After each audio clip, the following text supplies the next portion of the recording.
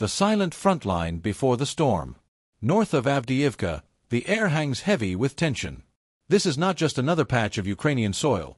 It's a key strategic zone in the ongoing war, a narrow strip of land where every meter gained or lost could shift the balance of the conflict.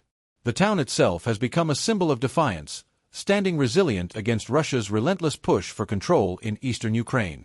Over the past months, the battles here have been ferocious, with both sides pouring manpower, resources, and tactical ingenuity into this fight. Recent reports from trusted Ukrainian sources have shed light on a particularly brutal phase of combat in this region. According to a source known in the military community as Bakhmut Demon, units of the Azov Regiment, along with other Ukrainian formations, have been operating aggressively north of Avdiivka. Their mission is not just to hold ground, it is to actively seek out and neutralize Russian troops scattered across the terrain.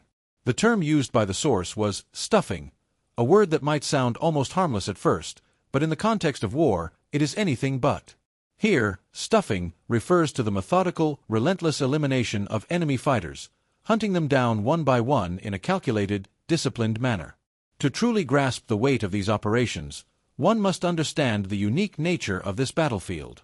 The terrain north of Avdiivka is a mixture of open fields, broken industrial zones, and fragmented tree lines, terrain that offers both cover and exposure. The fighting is not confined to grand maneuvers or sweeping offensives. Rather, it plays out in 1,000 small encounters, a sniper's crack from a distant tree line, the sudden rush of a fire team clearing a trench, or the silent sweep of a drone overhead identifying enemy positions for artillery strikes.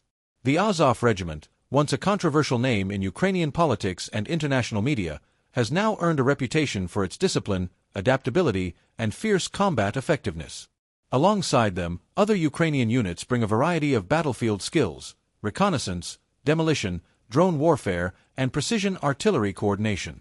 Together, they form a lethal hunting party, systematically pushing Russian forces into retreat, confusion, or worse. This is not the kind of war that makes the evening news in flashy headlines. It is quiet, patient, and surgical. Soldiers on both sides often spend hours lying in wait, scanning through optics, waiting for the smallest mistake from the enemy. When that mistake comes, when a shadow moves where it shouldn't, when a rifle barrel flashes in the wrong light, the consequences are immediate and final. For the Russians north of Avdiivka, the reality is grim. Supply lines are stretched thin, morale is fragile, and the constant pressure from Ukrainian hunters has left many units isolated. Every path they take could be mined. Every abandoned farmhouse could hide a fire team. Every rusted vehicle in the fields could be a trap. This is a battlefield where survival depends on more than just courage. It demands constant awareness, quick decision-making, and a willingness to retreat when the situation turns against you.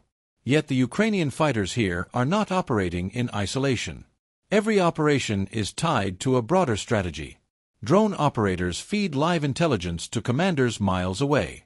Artillery batteries wait for coordinates, ready to unleash hell the moment they are confirmed. Counter-sniper teams shadow enemy marksmen, baiting them into revealing their positions before eliminating them. It's a layered, coordinated effort, part chess game, part knife fight. What makes this fight particularly brutal is its pace. There are no long pauses or formal ceasefires here. Every night, patrols go out. Every day, positions are probed. Every hour, one side tests the other's resolve. And in this deadly rhythm, the Azov fighters and their allies have found a grim efficiency, turning the northern approaches to Avdiivka into a killing ground for Russian troops who dare to enter. Part 2: Azov Regiment's Rise and Tactics. To understand why the fighting north of Avdiivka has tilted so sharply in Ukraine's favor, one must first understand the nature of the fighters spearheading this campaign.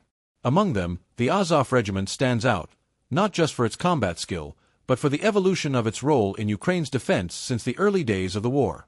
Formed in 2014, during the initial chaos of Russia's annexation of Crimea and the outbreak of the Donbass conflict, the Azov Regiment began as a volunteer militia composed largely of nationalists and seasoned veterans from various parts of Ukraine.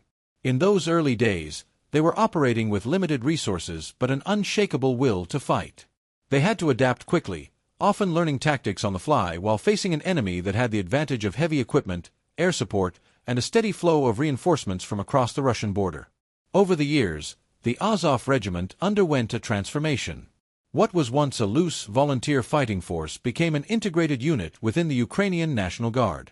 This change brought better training, standardized equipment, and access to more advanced weaponry. More importantly, it gave the unit a place within the official Ukrainian military structure, enabling smoother coordination with other branches of the armed forces, artillery units, mechanized brigades, and the rapidly expanding drone warfare division. The fighters of Azov built their reputation in Mariupol, where they defended the city with ferocious determination during the early stages of the 2022 full-scale invasion. Their defense of the Azovstal steel plant became an international symbol of Ukrainian resilience. Many of those fighters endured months under siege, cut off from supplies, bombarded relentlessly, yet refusing to surrender.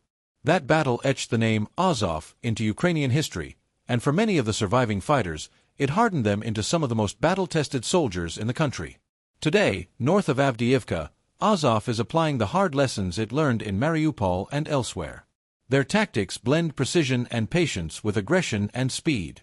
Instead of launching large-scale frontal assaults, which can lead to heavy casualties, they prefer to operate in small, mobile units. These teams move swiftly through the broken landscape, using drones to scout enemy positions before striking. Once they identify a vulnerable Russian position, they attack with overwhelming force, often combining small arms fire with mortar or artillery support to neutralize the threat.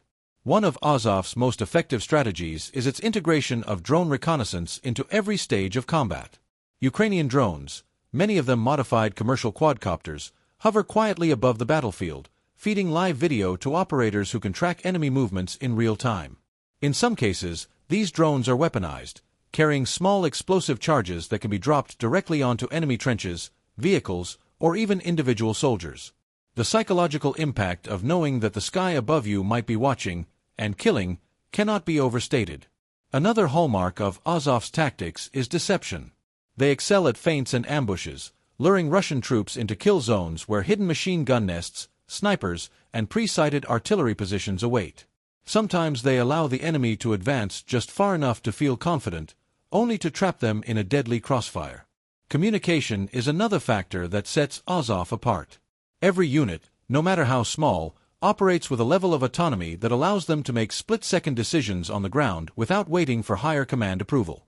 Yet, they remain tightly coordinated through encrypted channels, ensuring that every action fits into the larger operational plan. For Russian forces, facing Azov is like playing a game of chess against an opponent who always seems to be 3 moves ahead. Every advance risks triggering a counterattack. Every retreat risks exposing supply lines. And every night brings the possibility of another Ukrainian raid. In the north of Avdiivka, this relentless pressure has turned the battlefield into a deadly proving ground. Russian troops here are not just fighting to advance, they are fighting to survive.